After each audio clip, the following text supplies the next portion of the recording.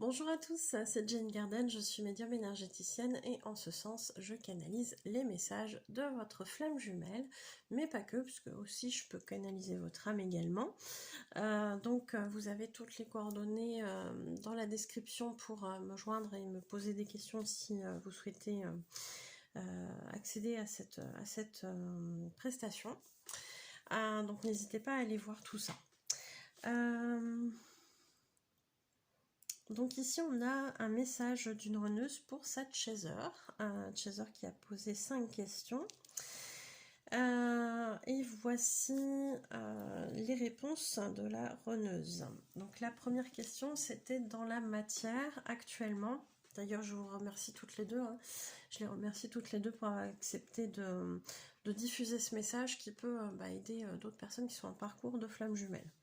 Donc voici la question dans la matière actuellement. Ton conscient accepte quoi de notre lien? Voici la réponse de la runneuse. Dans la matière, mon conscient accepte de manière forcée qu'il y aura toujours un lien entre nous, puisque tu ne sors pas de ma tête. Cependant, je lutte encore, c'est très difficile. Donc effectivement, même si les runners essaient d'occulter ce lien, le lien il est toujours présent, on est d'accord. Il y a toujours des petites choses qui ramènent à l'autre, que ce soit d'un côté ou de l'autre. Donc ici, on a effectivement une runneuse qui est en lutte, qui le dit, qui dit que c'est difficile d'avoir toujours cette chaise en tête alors qu'elle essaie de faire sa vie, et que quelque part, elle est obligée de se résoudre à l'idée qu'effectivement il y a quelque chose, il y a un lien et que ce sera probablement toujours présent. Donc là pour l'instant elle en est là, il y a certainement des choses qui ont dû évoluer depuis, puisque vous le voyez sur le titre du message, de la vidéo, le message il a été canalisé le 29 juin 2024 ou demandé, et moi je l'ai canalisé après. Donc oui, il y a des choses comme ça en termes de lutte chez le runner, ça peut être très très compliqué. Alors, question 2. Quels sont les signes et synchronicités que tu reçois qui te ramènent à moi, à notre lien? Voici la réponse de la runneuse. Je vois ton prénom, des chiffres qui reviennent, mais aussi des chansons qui viennent à moi, par mes oreilles ou ma tête, des souvenirs et ta présence énergétique. J'ai parfois l'impression d'entendre également le son de ta voix. Donc on peut avoir des manifestations comme ça effectivement chez le chaser, mais chez le runner aussi. Donc le prénom qui revient, alors c'est vrai que le prénom souvent le runner qui est en tout début de parcours, il va être plutôt dans le côté ah oui mais c'est un prénom courant, c'est possible, etc., que je vois régulièrement ce prénom, vous savez bien. Bon, sauf qu'à un moment donné, ça va quand même revenir de manière assez régulière, et que c'est cette régularité qui va finir par poser question au runner. Il y a des chiffres avec des messages, des chansons, des souvenirs, etc. Bien évidemment qu'il peut y avoir ce genre de choses. La présence énergétique aussi qui est ressentie, ou les rêves parfois. Là, elle n'a pas parlé des rêves, mais il peut y avoir des rêves aussi chez les runners. Donc il peut y avoir des manifestations assez fortes, comme chez le chaser. Question 3, est-ce que tu ressens une attraction, une envie qui te pousse à me contacter dans la matière pour savoir comment je vais et où j'en suis dans ma vie?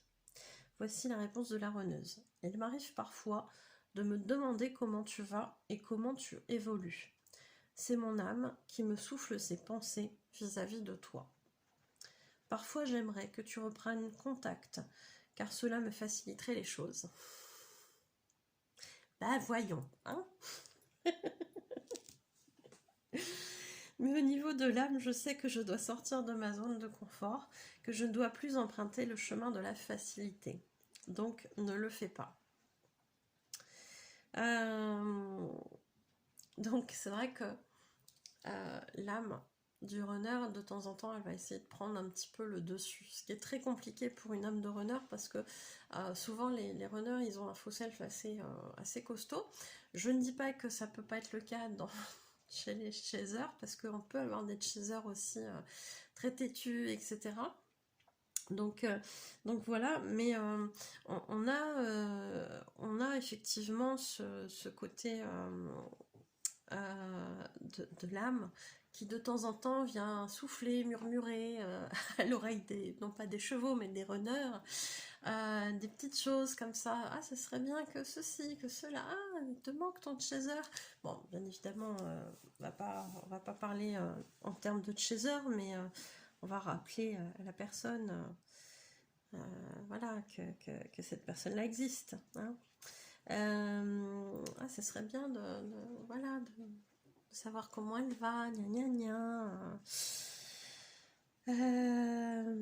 Donc c'est vrai que ça reste des questionnements du côté du runner souvent. Comment mon chaser va, comment il évolue, etc. Mais le runner ou la runneuse va pas forcément faire ce pas-là. Notamment par rapport à sa blessure de rejet, qui prend beaucoup d'espace. Il y a une pluie pas possible où je tourne ça. C'est du nettoyage, c'est bien. C'est le déluge, hein, carrément. Bref, on est fin novembre. Donc voilà. Mais vive la pluie, hein, d'où la lumière, parce que sinon on ne voyait rien du tout.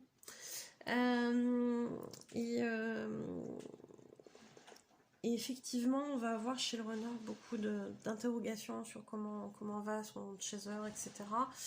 Mais sans forcément franchir le cap de la reprise de contact, parce que souvent c'est la blessure de rejet, hein, qui est derrière. Ça va faire mal, ou je vais lui faire du mal, je vais la faire souffrir, etc. Voilà, les peurs, le rejet, etc. sont derrière. Hein. Et il est vrai qu'il y a chez les runners une certaine... comment je pourrais dire ça, ils souhaitent un recontact. Parfois, l'âme elle-même va aller chercher le chaser qui est réceptif. Et va faire en sorte que ce soit le chaser qui revienne vers son runner.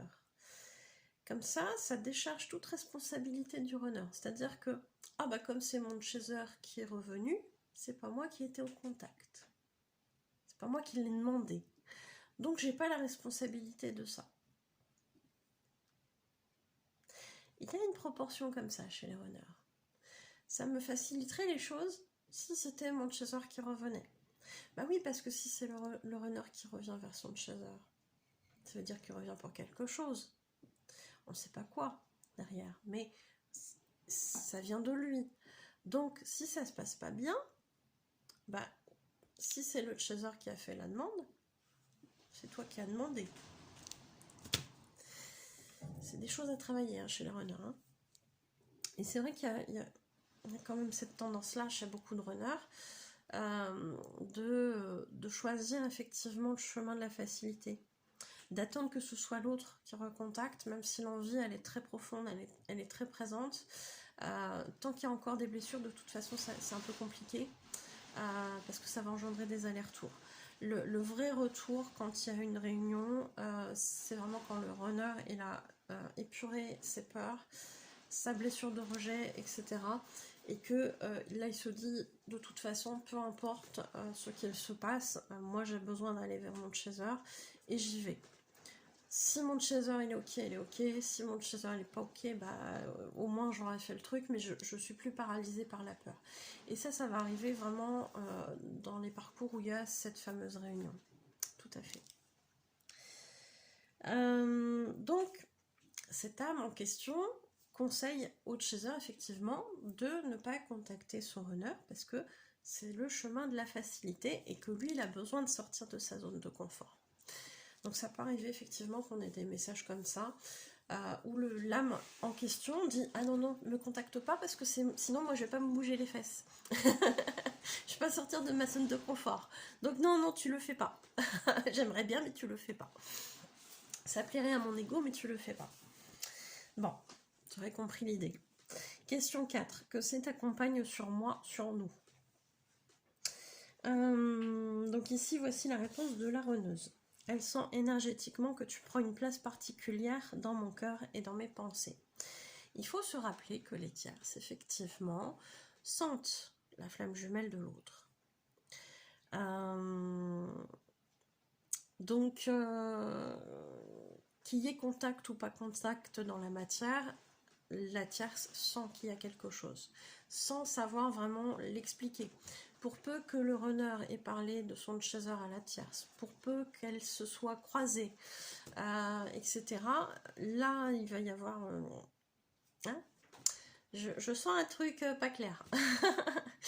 Et effectivement, à juste titre, il y a quelque chose, il y a un lien particulier que cette tierce n'aura jamais avec le runner, comme le chaser là avec le runner. Mais après, voilà, c'est des choses qu'il faut comprendre au sens où, effectivement, même s'il y a ce côté où je sens quelque chose du côté de la tierce, et le chaser va le sentir aussi, tout comme le runner va sentir qu'il y a une tierce qui rôde auprès de son chaser, tout le monde va sentir qu'il y a quelque chose. Le truc, c'est qu'il y a un cheminement qui doit se faire. Et s'il y a une tierce qui rentre effectivement dans le parcours, qui vient, entre guillemets, alors pas s'interposer, mais se greffer à l'un ou à l'autre, c'est qu'il y a quelque chose à travailler. Effectivement, ça a été préparé par là-haut.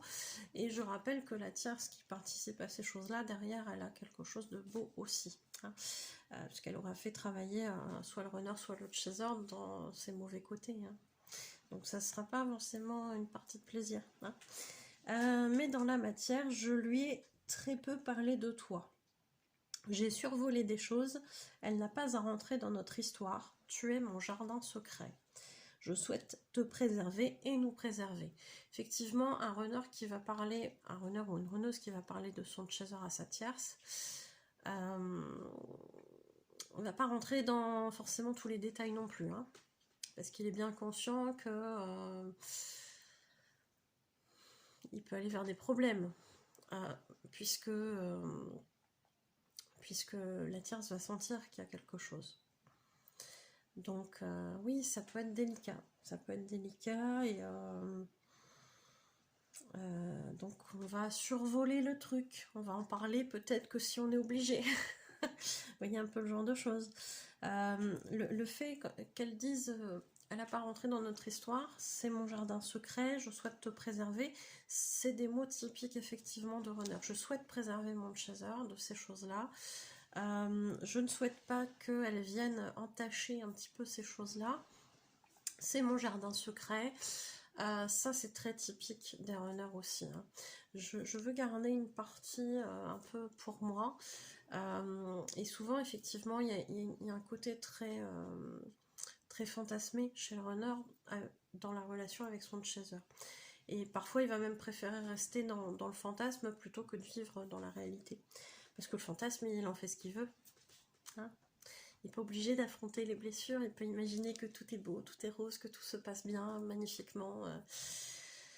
Et pas la réalité où effectivement chaser comme runner font remonter les blessures et c'est très dur à travailler. Forcément, c'est beaucoup mieux en fantasme. Donc voilà. Question 5, en ce qui concerne l'avenir entre nous, est-ce que nous allons nous marier? Alors, voici la réponse de la runneuse. Ne me parle pas de mariage pour le moment, s'il te plaît, car mon ego pourrait vouloir fuir. Oh tiens, chat échaudé craint l'eau froide. Pour le moment, cette question n'est pas d'actualité, car mon ego peut encore changer d'avis sur la question. Donc, il est vrai que un runner ou une runneuse a souvent peur de l'engagement. Et qui dit engagement dit vivre ensemble, dit enfant, dit mariage, pax, ce genre de choses, dit achat en commun d'un bien immobilier, etc. Donc ça peut prendre toute forme ça peut prendre plein de formes différentes un engagement, mais l'engagement du mariage, c'est vrai que ça reste quelque chose qui est dans les mœurs de très symbolique, voilà, d'engagement. Donc c'est vrai que cet engagement-là, il peut être compliqué pour un runner ou une runneuse qui n'est pas encore sûr de pouvoir déjà se lancer dans cette histoire sentimentale avec l'autre et lui amener ce qu'il ou elle a besoin.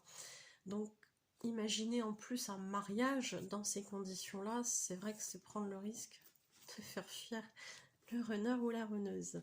Ça se comprend bien vu les circonstances, hein. Donc il est vrai que chaque chose en son temps, c'est plus raisonnable, on va dire. Projetez-vous dans la matière, dans ce qui est possible, et déjà potentiellement un retour, puis une histoire, puis un mariage ou des enfants ou un achat en commun, etc. Plutôt que de dire, bon bah là, dans la matière, il n'y a rien, est-ce qu'on va se marier? Là c'est sauter vraiment à un stade où pour le runner, c'est complètement illogique d'aller dans ce sens-là. Et j'ai envie de dire, peut-être pas pour une fois, mais il y a quand même, des raisonnements logiques chez les runners, hein. C'est pas parce que le chaser il est très logique, très cadré, qu'on est les rois de la logique, mais pour le coup, ça se comprend, ce côté chez les runners de attends, on va y aller mollo, hein, déjà vivons, retrouvons-nous. Si on doit avoir une histoire, on aura une histoire. Si on doit se marier, on se mariera. Mais mollo, mollo. Chaque chose en son temps. Et là, j'ai envie de dire, c'est plutôt quelque chose de sain, hein, de voir les choses comme ça. Et de ne pas projeter quelque chose qui n'est pas encore tout à fait là, déjà ne serait-ce qu'en couple. Même si on sait bien que dans l'énergie, le couple existe déjà. Mais on vit aussi dans notre matérialité, hein. Il est important aussi d'être concret à ce moment-là, à mon sens, hein. En tout cas, ça semble plus sain de le voir comme ça. Alors, du côté du message libre, voici ce que la runneuse avait à dire à sa chaser. Sache que je n'ai jamais voulu te rejeter malgré ce que tu as pu penser dans le passé. Tous ces moments où je me suis mal conduite avec toi et où j'ai été désagréable envers toi, c'est parce que je ressentais beaucoup d'émotions en moi. Je n'arrivais pas à les gérer et tu me posais beaucoup de questions. Tu me mettais inconsciemment une pression qui me rendait folle. J'avais l'impression de n'être jamais assez bien et de ne finalement pas te convenir. Je sais, en temps calme, que tu n'as fait qu'exprimer soit des avis ou des besoins. Mais avec ma blessure de rejet béante, comme je l'ai pris comme des critiques répétées. Comme des critiques répétées. Cela m'atteignait beaucoup trop, alors je fuyais. C'était maladroit, mais tu me poussais tellement dans mes retranchements, je souffrais tellement, que je voulais juste que tout cela s'arrête. Et ça finissait par passer, uniquement en étant dans le silence et le calme, afin de cesser le désordre qui régnait dans ma tête. Je sais que j'aurais dû te l'expliquer, mais je ne pouvais pas. Et après, j'évitais de te rappeler que mon comportement n'avait pas été idéal. J'ai toujours détesté avoir à m'excuser. Pardonne-moi. Donc ici, je trouve que c'est bien expliqué la façon dont elle évoque les choses.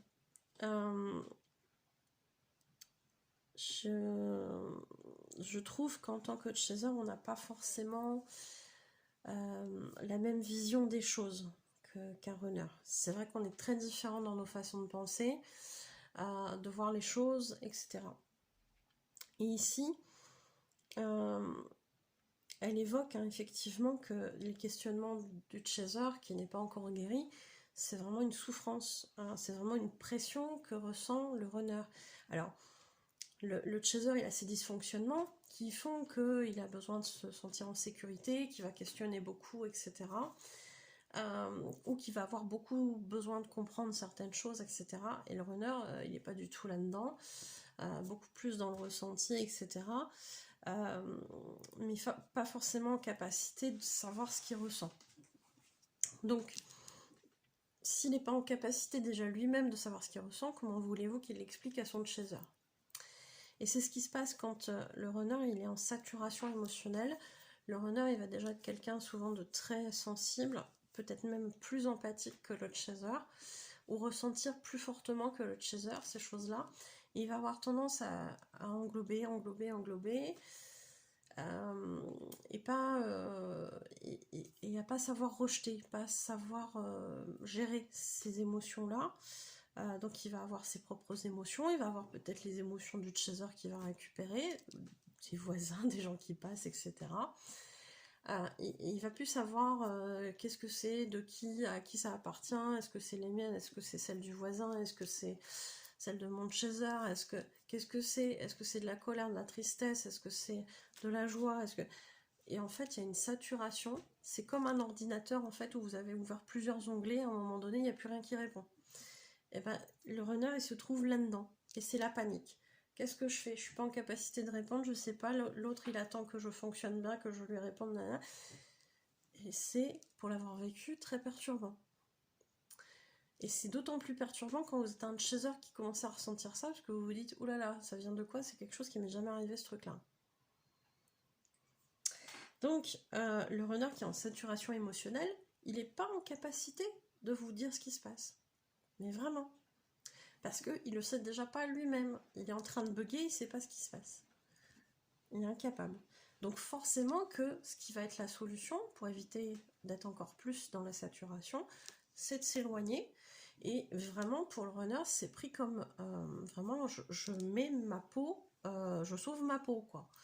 C'est là, je suis en saturation, je sais pas ce qui va se passer, je comprends pas, je suis en danger. C'est vraiment un ressenti comme ça chez les runners. Je suis en danger là, qu'est-ce qui se passe?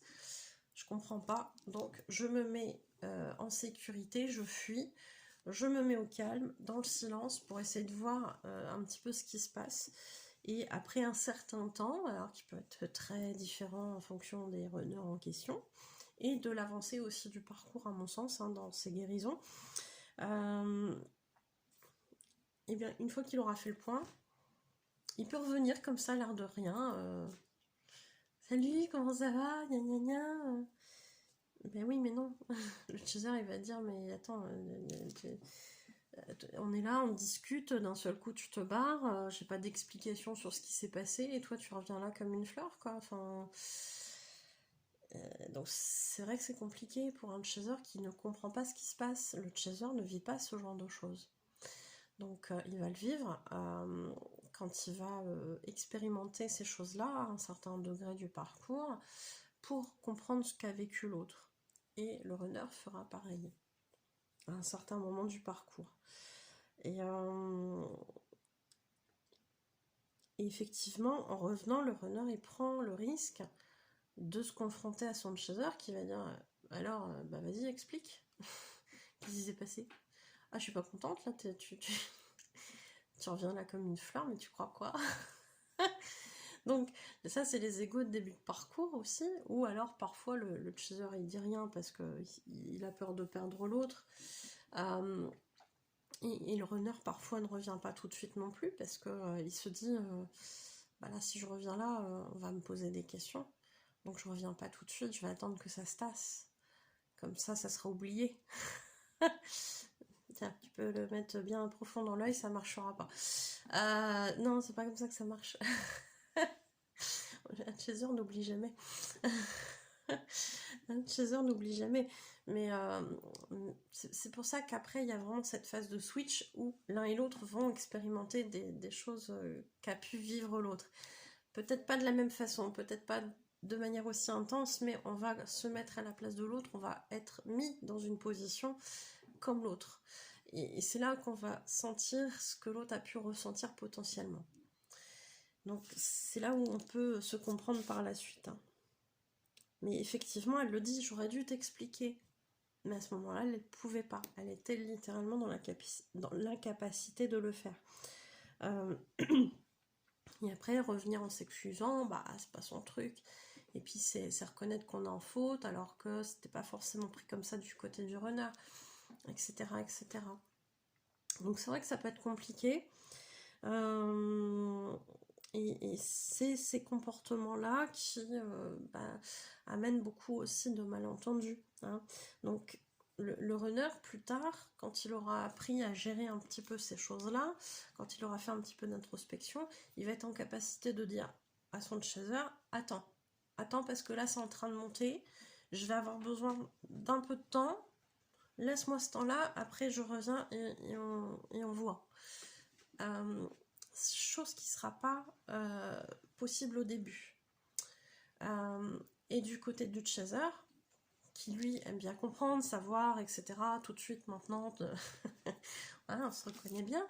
Quand il va entendre son runner qui aura évolué, qui va lui dire attends, parce que là je commence à... ça va plus, je me barre 2 minutes, je reviens après, enfin 2 minutes ou plus, enfin voilà, laisse-moi ce temps-là, j'y vais. On se revoit tout à l'heure, on en parle, machin.